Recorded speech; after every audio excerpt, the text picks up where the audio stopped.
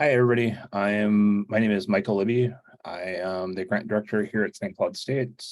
Most of you all I know. And this part of the webinar is going to be a little bit different. I've invited three guest speakers. All three are students between St. Cloud State and St. Cloud Tech to more focus on the student side of what it's like to be in the role of a individual with a disability and queer identity and how that affects them every day.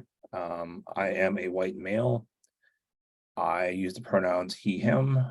Behind me is a bookshelf full of books and plants. I will let's go on the order of my screen. Let's go, Brianna. I'll let you introduce yourself, please. My name is Brianna Pace. I use she, her pronouns. I am a transgender woman. I am white. I do have quite extensive bit of damage to my nervous system and my lungs. I am a graduate student at St. Cloud State University in the Clinical Mental Health Counseling program and also the History program.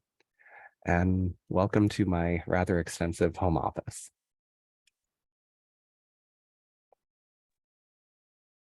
Cecil, if you'd like to introduce yourself next, please. So I'm Cecil. I use he and pronouns. I am an undergrad in the community psychology program. I'm going to my third year now. I'm 20 years old.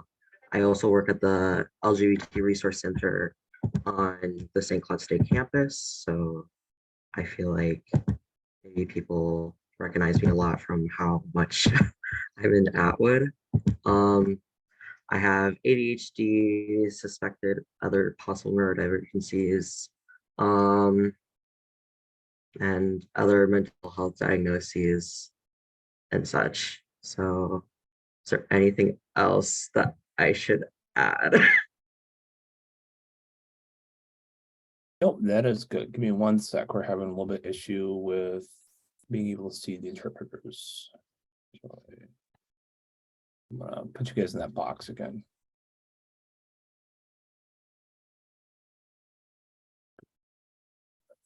Perfect.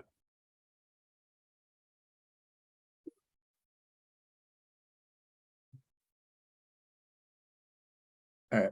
Nope, and it's resolved. It should be. If you click on the bottom box, it says interpretation. It should pop up as a ASL interpreter. I'm do this. No.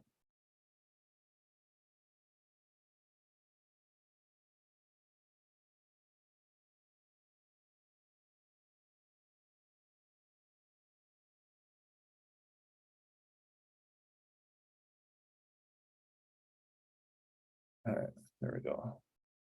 And then we're bringing Philip in. He will be our next guest speaker.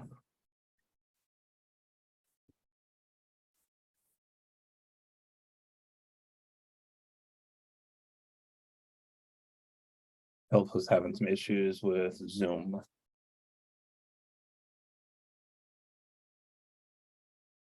If you want, Philip, just go ahead and introduce yourself, if you would, please. Just give us a little bit of who you are, your pronouns, and where you attend school.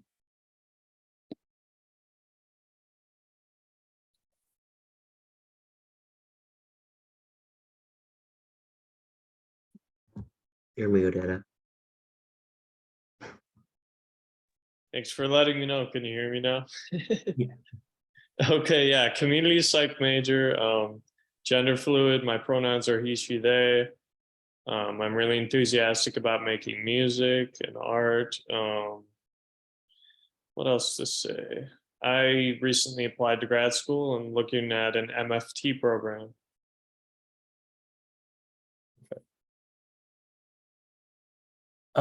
So a lot of my focus here is when I took my role at St. Cloud State a little over a year ago was to focus on being able to bring students back and making students feel welcome.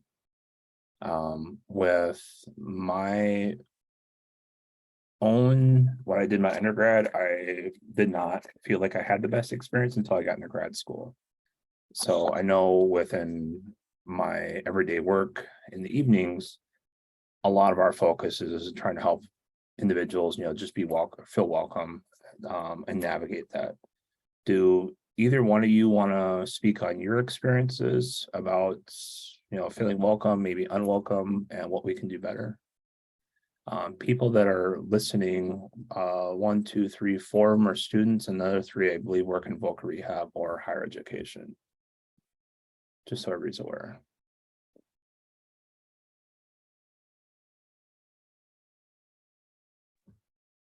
I guess I have some thoughts. I mean, I've lived in St. Cloud my entire life. I went to the St. Cloud area school district, and I was also the first person at my school to be able to have my preferred name on my diploma and right at graduation without having it legally changed. So I mean, there's that, and I feel like I helped build up the community there when I went to high school and such. St. Cloud State was like a completely different environment. I was like kind of bombarded with like, oh, I'm not with the same people I was with for like what, like 7 years. So making new friends and stuff was a little bit hard, but I guess one of my biggest like experiences about like the acceptance, I guess, at St. Cloud State, most of it is pretty good in my opinion, but I mean,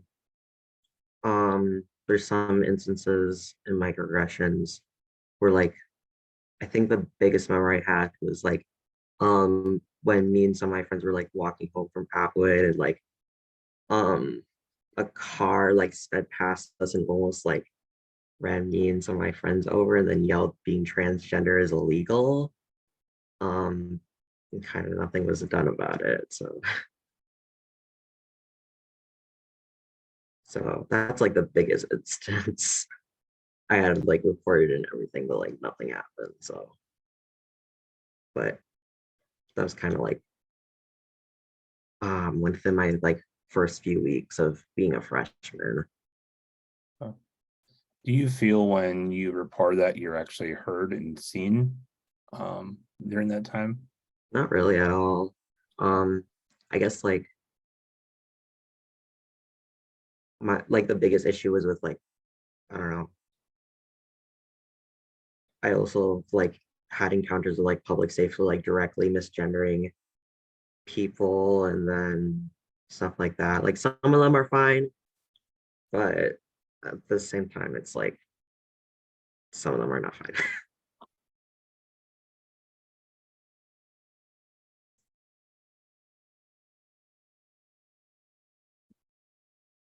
And I think that's probably the biggest thing is that we're hoping to take away from a lot of this is to be able, how do we educate the next generation? Or, how do we like, how do we navigate this so folks are more aware and how, I mean, we know what research says. Research says, if one adolescent or one individual under the age of 18 has one caring adult about them, I think it's like 75% less likely to commit suicide.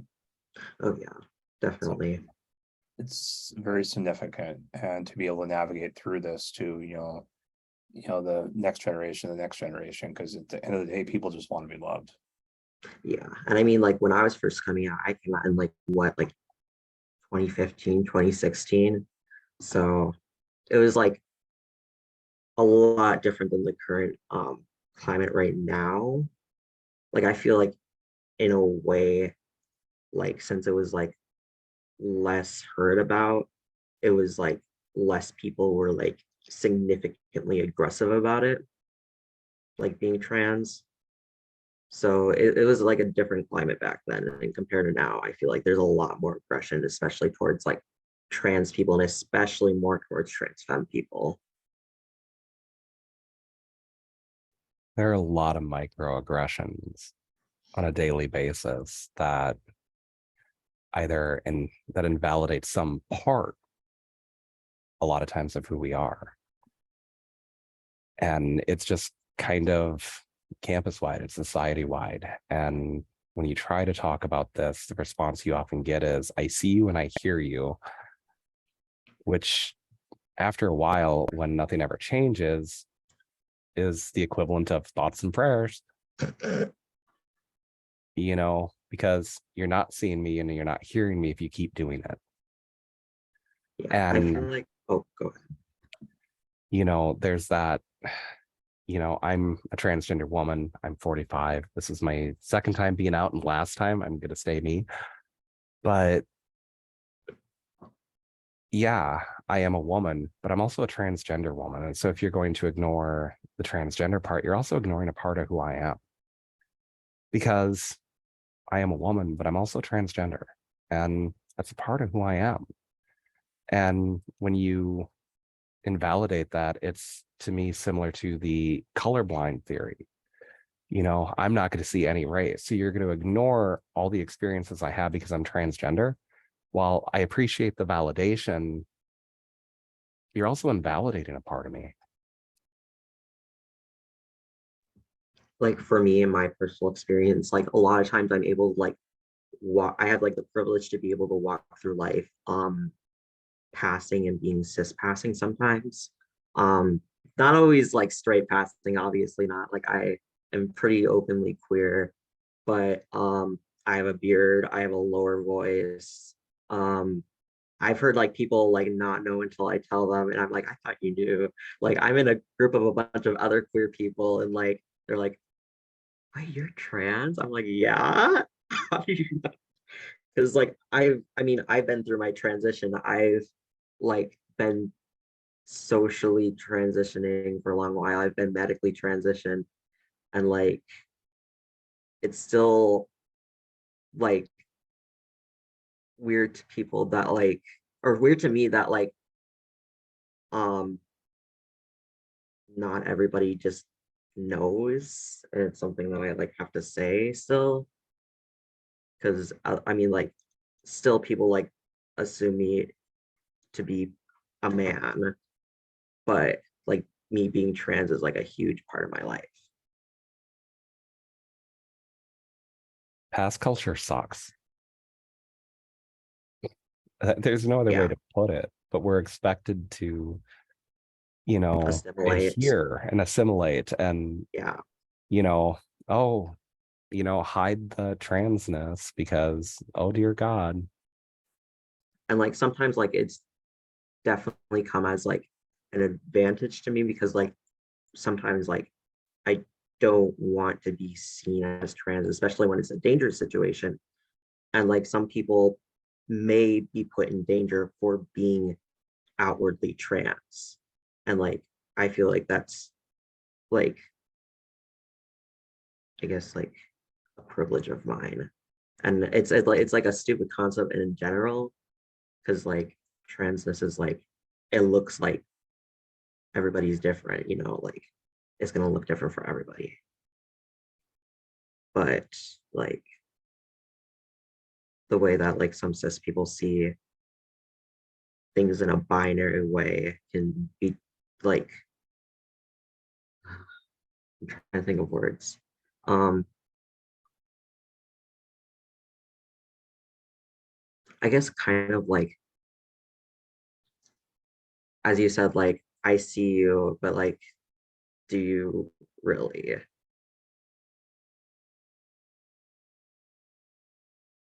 And the heartrending part is when it goes too far the other direction, and that's all they see.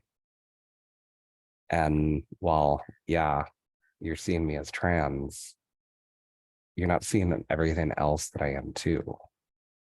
I'm a wife, I'm a parent, there's so much more to me than just being transgender. And that's a huge part of who I am. And it touches on all aspects of who I am, but it's not the only thing that I am.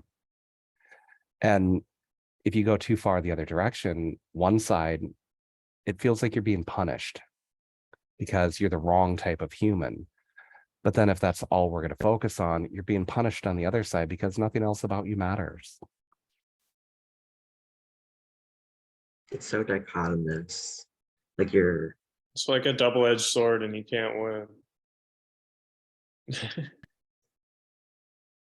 like, I want to be like openly trans representation for people, but like coming with like all the microaggressions people can use, even if like some people say that they're like accepting and stuff, can sometimes be like weird. Like getting like the comment like in a group of friends are like, oh yeah, I would date a trans person.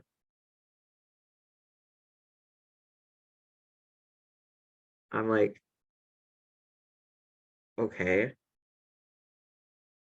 why did you have to say that? I am not in your dating pool because I'm partnered and monogamous. But okay.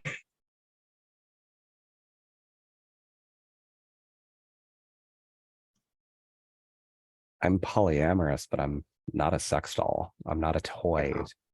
you know, and that's a lot of times, sometimes how that feels too, is that, you know, like for me, it feels sometimes like I'm treated like a doll being dressed up, you know, might as well be in the new Barbie movie. And it's frustrating because I'm just trying to live my life. I'm trying to be a good parent, a good wife, trying to be a good friend, trying to become a counselor, become a historian. And it doesn't always feel like, for me and like a lot of people that I know, it doesn't feel like we're allowed to do that because we're othered in some way, either because we're transgender, we're othered because, you know, hey, I'm going to be queer as fuck today. And we get othered because of that. If, you know, with disabilities, that adds a whole new layer of complication to it. You know, whether it's like the physical disabilities, whether it's mental health concerns. And there's a lot of layers here. I felt like the center on campus was pretty cool. The LGBTQ Resource Center. I went there a I couple. work there. Yeah, well, I can't remember if I met if I met you, Cecil, there, or I'm pretty if sure we met in class. in class. Yeah, and then later I saw you there. But as far as my experience, it's just interesting how much it like gets ignored, I guess, because people will just go on their merry way. For me, I like to paint my nails and I like to wear skirts and things, and it's you know, that can feel kind of lonely too, and like you never get acknowledgement. But then again, the other day, someone just saw me walking by and they're like, "Hey, rad skirt," and that really brightened my day. So it's kind of a mixed bag, but yeah, it's just like, see, for me personally, um, I'm not like super offended if someone says something negative because maybe they didn't, or maybe that's how they were raised, or maybe that's, you know, like they have reasons. I'm not saying they're good reasons, but it's like it. I don't know. I don't know what I'm trying to explain, but like, So reasoning, how much of that is ignorance? So being somebody that I didn't grow up within the queer culture at all. I grew up in a very small white community. A lot of homophobic and racist tendencies by family. And I remember, was it 3 years ago, Brianna? Maybe 4 years ago, we were doing the suicide walk, and she had come up to me and she's like, "Hey, I just want to talk to you after this, but I'm going to do some transitioning this fall." I'm like, "Okay, where are you going?" Fair, like I am like way over my head, but Brianna took the opportunity and used it as a learning experience. I don't feel like I've ever tried to treat you different. You're probably one of my best friends. You haven't. I mean, there were some hiccups at the beginning. Yep. You know, you had known me for quite a substantial amount of time under a different name. You'd known me under different pronouns. Yep. And the thing that you did is you transitioned with me, which is something that a good friend does. It's what family does with us, is even though we're transitioning in however we are, those around us transition with us, or they don't. And you did an amazing job, and you've been a really true and good friend to me. And I think one of the big things, like with what Philip said, is I think part of this too is people lump us all together. The three of us here are on different paths. We're all under the giant umbrella of transgender, which and non-binary, gender non-conforming, but we're all going in a different direction. We have some similarities, but we're not the same. And for us, it's kind of a bonding thing, but it's also a part with us that kind of sometimes makes us feel more alone. Because if I'm in a room full of trans guys, for example, you know, I'm the only woman in the room, and it's just as awkward as if it was a cis woman in a room with 20 cis guys, and vice versa, you know. And Philip, I don't want to speak on your behalf, but, you know, I'm sure could possibly relate.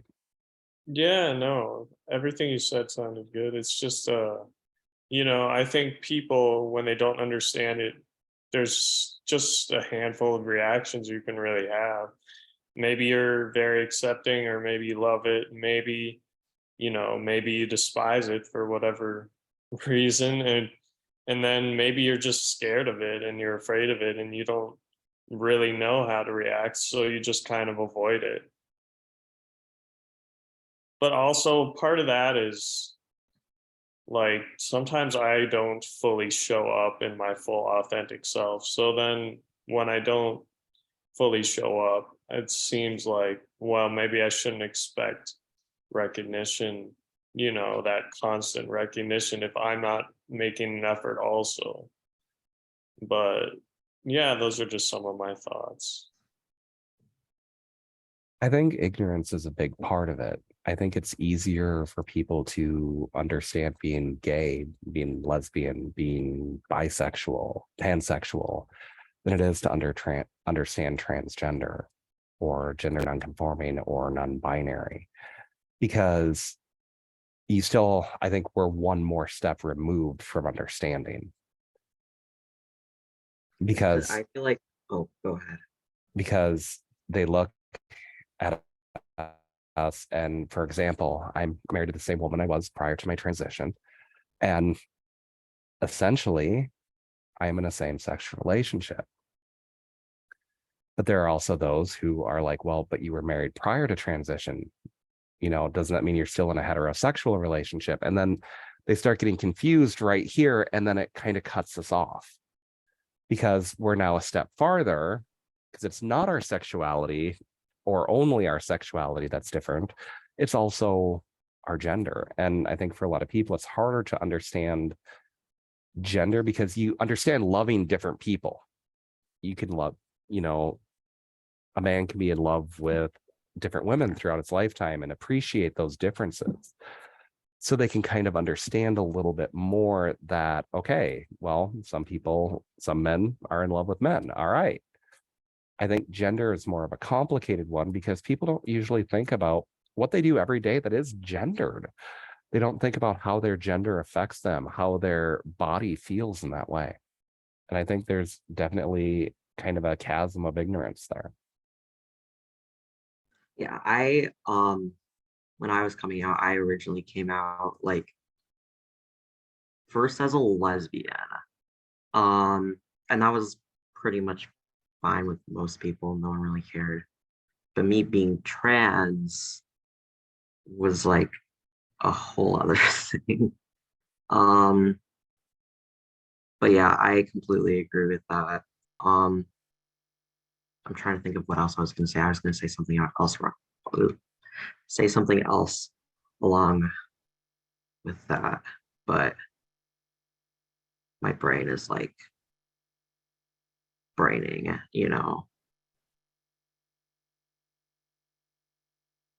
I would add, I think where like counselors especially are concerned is to just meet us where we are. You know, I know some trans men who don't use the trans identity. They just are men. But I know some that are trans men. I use transgender woman, but I also have some very close sisters in my family of choice that don't use transgender identity. I've got wonderful friends who are non-binary, gender non-conforming. And it's just meeting us where we are to accept that, okay, this is what we have to deal with. It's like some people have trouble with embus because of like nerve damage. Okay, so then meet me where I'm at. Don't try to force me to fit your box when I don't acknowledge it. Meet me in mine.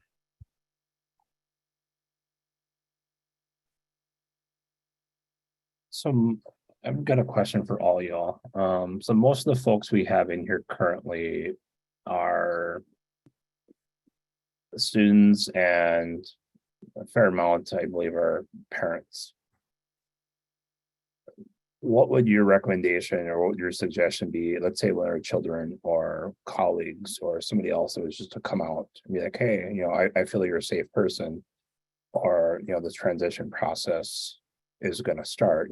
How could the parents or a friend or a family member or loved one or somebody they feel completely safe with be able to help them navigate that situation holistically, I guess the word I'm looking for?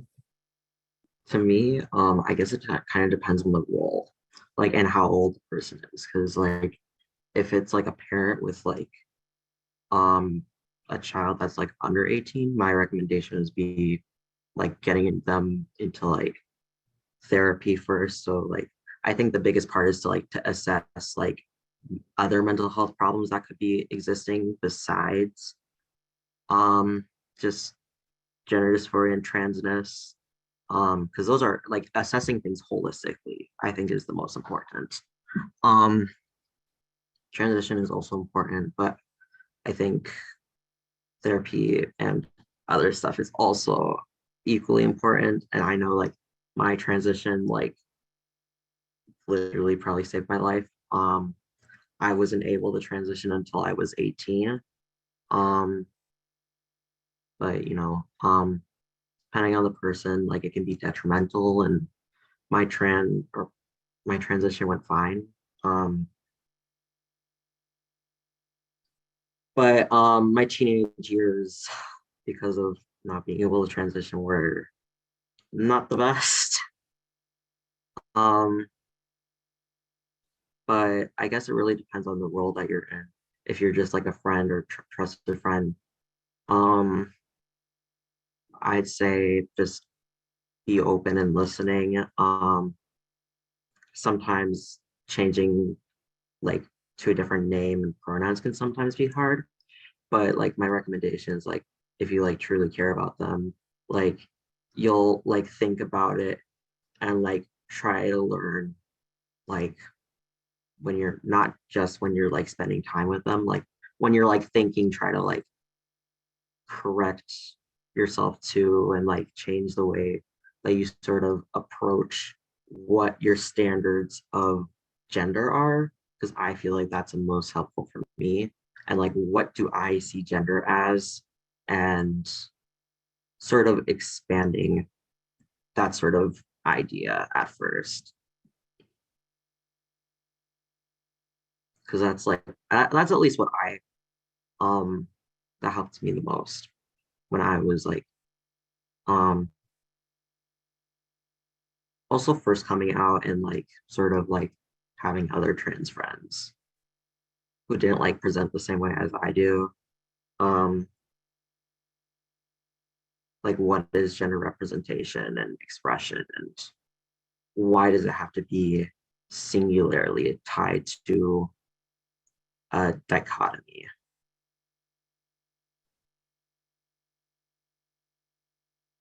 I would add that know that there's oftentimes a lot of fear in that moment of coming out because we're not necessarily sure the reaction we're going to get. because there are people who are very supportive and loving. And when we come out, that changes on a dime. And that's really hard for us to handle.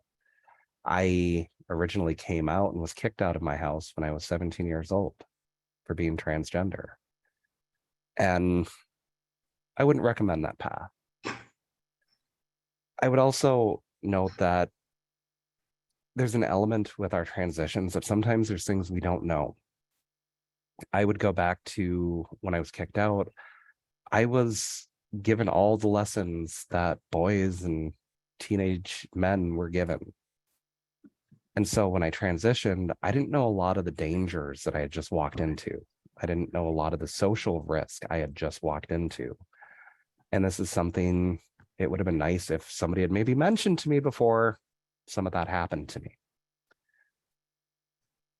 And as you're kind of being supportive, you know, doing the things with somebody, helping teach some of those social skills and social lessons that everybody else is given would be highly invaluable. The last piece I would add is, like I said earlier, those around us transition with us. And I get that for those who love us and those who care for us, sometimes they need to grieve. My wife believed she had married a man. And there was an element where she had to kind of grieve that change to our life, to our future. And I respect that. I understand that. And she didn't do what a lot of people do to us. She didn't grieve to me. She had her own counselor, and that's where she had a couple of close friends, and that's where she grieved that process and worked through that process for herself to go with us together as a couple. Because if she grieved to me for the first time in over 2 decades, I'm finally happy, I'm feeling myself. And if she had grieved to me, then she's grieving who I am. It's how I'm going to feel. And I understand she needed that. I just wasn't the right person to grieve to. And neither is anyone else in this position. And we get that you need to grieve a little bit. There's elements of grief for us when we transition. A lot of times for the time we wasted, the time we didn't get to have, the life we didn't get to live. And even sometimes for the losses of parts of our presentation that we're losing. But if you're a close friend, you're a family member, you're a partner, grieve, just not to us. Don't put that on us, because then our moment of finally feeling who we are gets destroyed. And it makes us feel guilty that we're being ourselves. I completely agree with that. I mean, I went through the sort of, I've dealt with grieving grieving family members, but they make it my problem and more like, why are you doing this? Like anger and like sort of like dismissing and like thinking that I'm gonna regret transitioning even if I've been sure of transitioning for like already 4 years. It's not fun to deal with, because then it makes you guilty of your happiness, like guilty of yourself. And it's not a good feeling, because it makes you feel wrong for being joyful and happy, and it'll like push it down a lot, which is not a fun feeling and will often like lead to like harsh depression and stuff like that. But definitely had to deal with that. But I think slowly family members come around ish. But yeah, it's different for everybody, obviously. But and like even when like some people like first come out, like they may not be like completely sure of like who they are, what kind of path they want to go on. It's just something. And at least someone knows that I feel like this and I want it to like not just exist in my head because it's a real thing to me. There's an exploratory phase, just like teenagers have. I'm in my 40s and I'm still doing some of this exploration to find all the parts and pieces that are me, because I never did this as a tween. I never did this as an adolescent. I never had that self-discovery to find all of who I am. And so now I'm doing it at a much older time period, but it's still kind of just part of the process, you know? Yeah, I definitely had the exploration phase, but I mean, as you said, like I was an adolescent, I was like a teenager, like I think I came out like when I was like 13.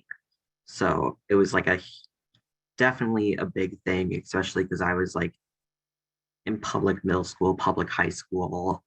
Um, I was like one of the only trans kids. Um, but it's a lot.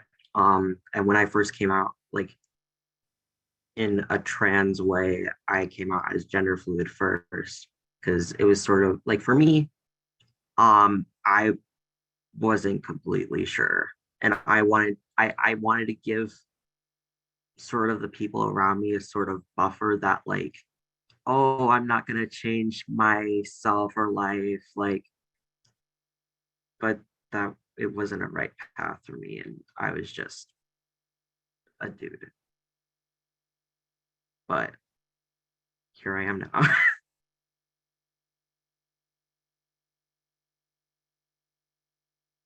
And you're awesome. You got anything to add, Philip? I don't know. I was more thinking along the lines of like allies, or maybe people who aren't allies or who could become allies. And what that takes is kind of like stepping out of your comfort zone. Like, oh, what? I have to relearn how to give people pronouns now. It's like, oh, well, you can either like jump on that train or you can be left at the station or whatever. But it's like the world's moving without you. It's just a matter of whether you're going to go with it or not, you know what I mean? So like obviously it's going to be uncomfortable as first, but yeah, I just think it's important for just even in general to be able to do something in spite of discomfort, especially in this age where like everything's so immediate. You just go right to your smartphone and you're just like, oh, yep, I looked it up, got it, you know. When everything's like that, it's like we're just so used to our little bubbles of comfort, you know. And I think in order for the honest conversations that need to be had, we need to kind of break away from all that a bit. So that's what I was thinking about. I feel like the biggest misconception, one of the biggest misconceptions to me is like, oh, this is such a new thing. Like this has only existed within like the past like 5 years, but it's been a Oh, thing. And yeah. I don't know if I gave that impression by what I said, but no. I guess I'm what just I like, meant I feel like is, that is just common but among like um people who don't understand. yeah, well, it's been around for as long as humans have been around, I think. It's just when I say it's new to people, they're not used to it, is what I meant. But yeah. Yeah. And I feel like a lot of people just don't know like transness and like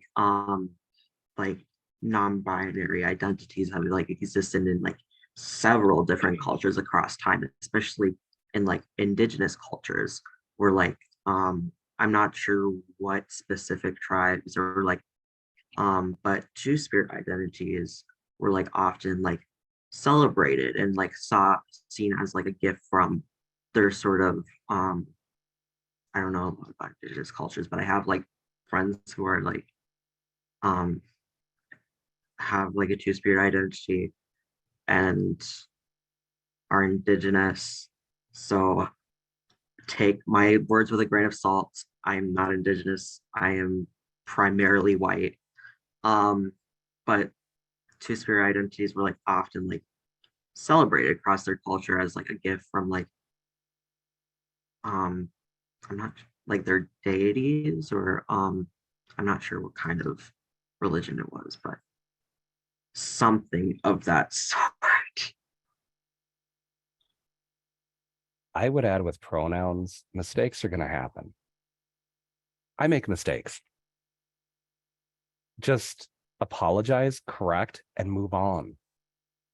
Don't stay there. Don't harp on the apology because then it just keeps driving that home. Just, I'm so sorry. Correct. Keep moving. Please. I feel like with that, like a lot of like it will make like the person like feel like they have to like say it's like okay when like that happens when it's like not really. Yeah, either say it's okay, say I forgive you, but even if you do, the apology just keeps continuing. And then it just keeps making, like for me, it just keeps making me feel worse and worse and worse because now I'm feeling horrible that you made this mistake that made me feel horrible. But can we just move on from it? I mean, we were talking about tacos. Why are we on this 20 minutes later? Or like you have the person who just, I don't know if they're just kind of slow to pick up on things, but like just misgender over and over again. And they'll be like, they'll keep apologizing, but they keep making the same mistake. That's kind of, I don't know. I've seen it. I don't know. Like, it seems like it shouldn't be that hard to like just correct yourself. But I'm just saying, I've seen that one before too. And it's a little bit bewildering. And everybody can But tell when somebody's trying or not. yeah. It's like, are you trying really? I can't tell. It's like, Like It's mistakes are gonna happen, but like there's a difference between mistakes and doing it like continuously over and over and over again. Now and then you're trying. A year later, all right, what the hell? Yeah, yep. 4 years later, you do not care. So we got one last question before we wrap up. Some of you worked in the workforce before and after transitioning. I mean, is there anything that for employers that you feel would be very valuable for them to understand, and just as a whole personal identity itself, there's the gender, the disability, there's a cultural, there's so much to the identity itself that folks could learn.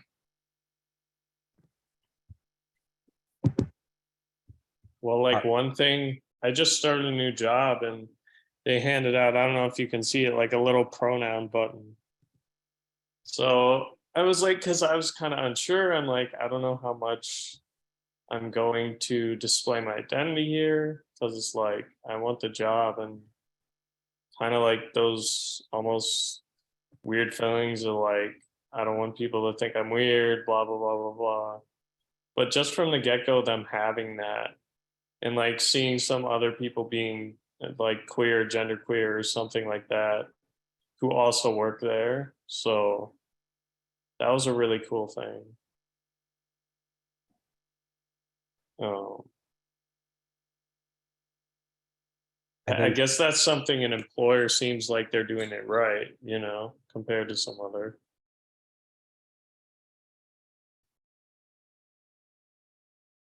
I think too, for like employers, just like somebody that has there are people who have disabilities.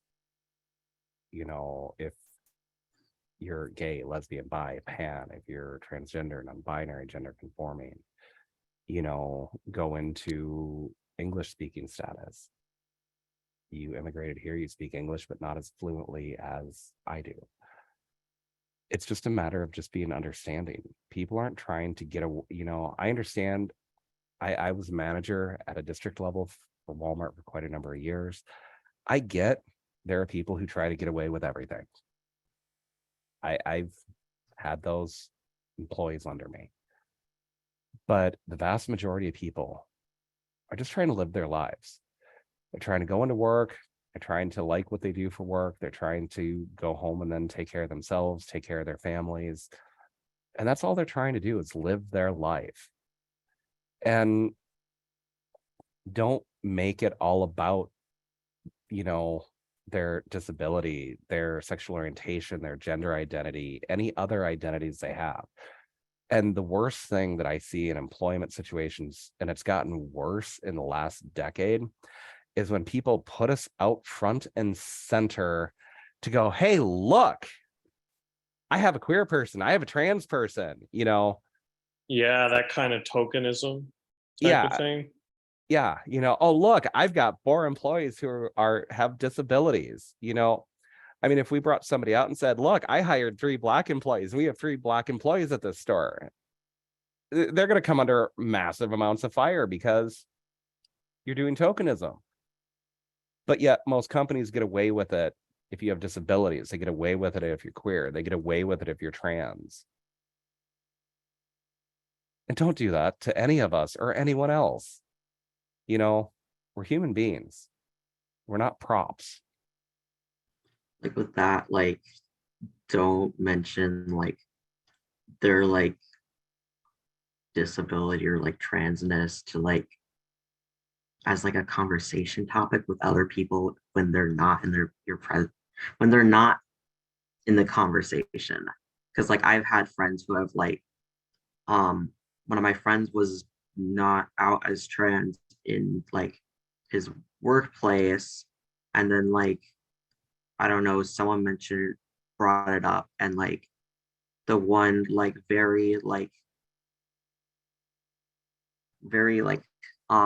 transphobic, homophobic person heard it, and they were just like, oh, I want to see what this person looks like before their transition and stuff like that. And I'm like, the stories that I've heard from it, I'm like, it's none of your business. Yeah, and stop asking what all of us have under our clothes. It's not polite for us to walk up to somebody else and ask what's, underneath their jeans. It's not polite to do it to us either.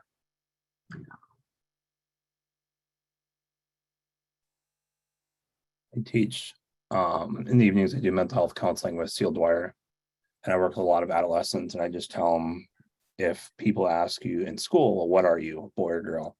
I just tell them to respond like, why? Do you want to date me? Hey, it stops real quick. Funny. That was really funny.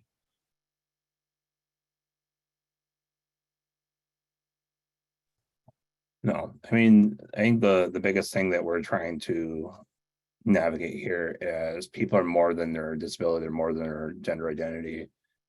I'll be honest, like I don't care who people go to bed with at night, as long as it's not somebody under the age of 15. That's a whole entire different story. And I think that's where a lot of our goals here are, saying, hey, let's break this stigma, let's break this. I mean, it's take pride in who you are. And I think that's where a lot of our focus has been since I've been here a little over a year.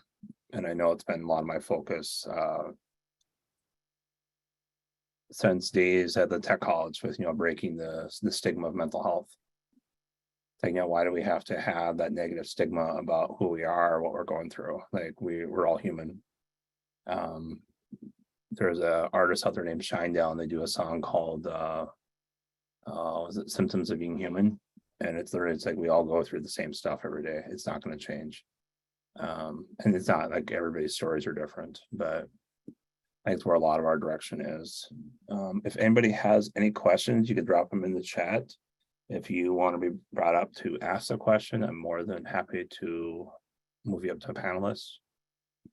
But thank you, all 3 of you.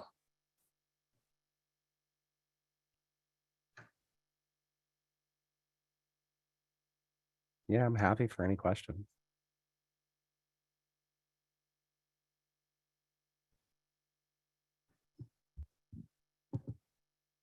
Finally fixing the concrete out here, so all I hear is banging. I thought they did that. Yeah, that's what they were supposed to do last year. I doubt it's Yeah. going to be fixed by this fall when I have to be back on campus. Well, they're putting concrete in now. And it's, yeah, I won't get into that.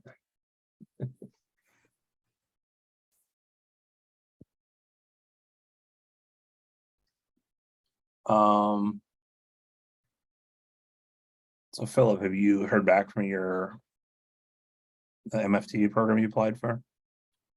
Not yet, but I sent that application in pretty recently, so Okay. Where do you apply? Northwestern University Nice. in Illinois. Oh, wow.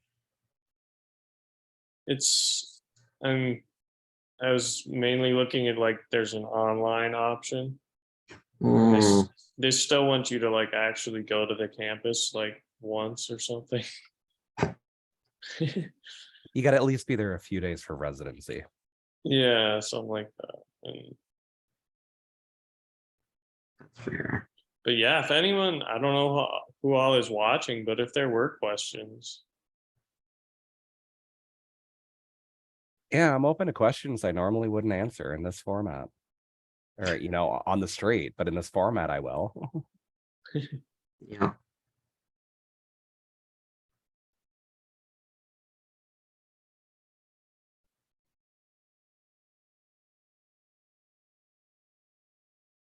And I believe Cecil is going to apply for the rehab counseling program, from what my understanding. No, I was going to go into clinical mental health.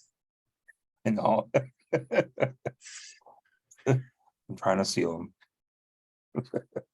I've been, well, at first I was planning on going to the MFT program, but then I heard some things and now I'm going into clinical mental health.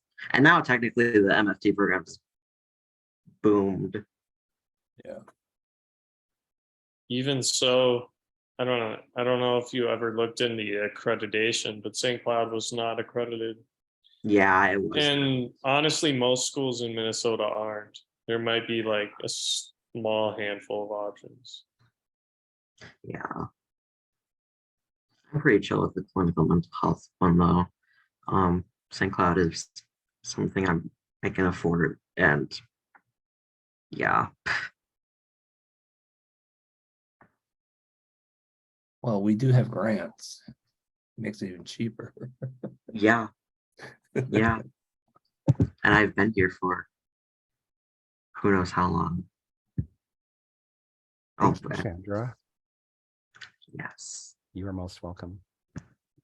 All right, if there's no questions, I'm just gonna hold on, let me see. I got something that popped up. Where are we?